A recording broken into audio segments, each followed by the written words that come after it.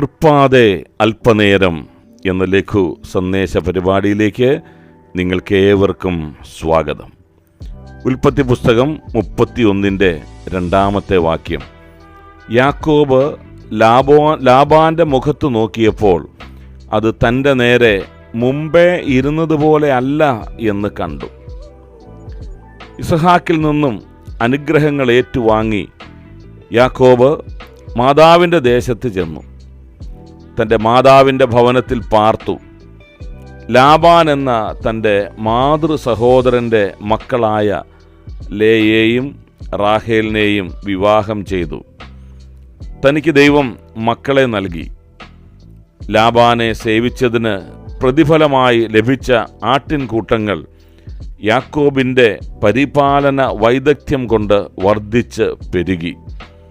അത് കണ്ട ലാബാൻ്റെയും മക്കളുടെയും ഇടപാടുകളിൽ വന്ന വ്യത്യാസം യാക്കോബ് ശ്രദ്ധിച്ചപ്പോൾ ബോധ്യമായ കാര്യമാണ് ഈ വാക്യത്തിൽ പറഞ്ഞിരിക്കുന്നത്.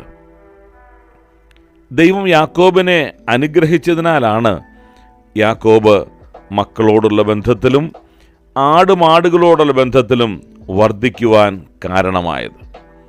അബ്രഹാമിന് ദൈവം നൽകിയ വാഗ്ദത്തം യാക്കോബിലൂടെ നിറവേറുവാൻ ദൈവം ആരംഭിച്ചിരിക്കുകയാണ്.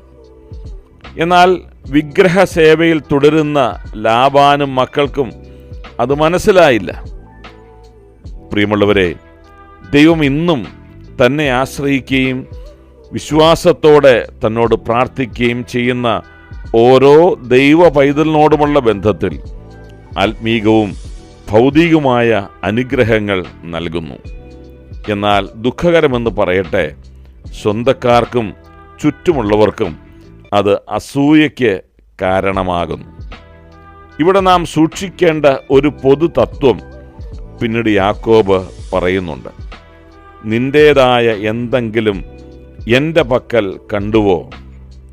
ആർക്കും ദോഷം ചെയ്യാതെയും ആരുടേതും അപഹരിക്കാതെയും ദൈവം നമുക്ക് തന്നത് മറ്റുള്ളവർക്കും നൽകുവാനാണെന്ന സത്യം മനസ്സിലാക്കി പ്രവർത്തിക്കുവാനും ജീവിക്കുവാനും ദൈവം നമ്മെ ഏവരെയും സഹായിക്കുമാറാകട്ടെ.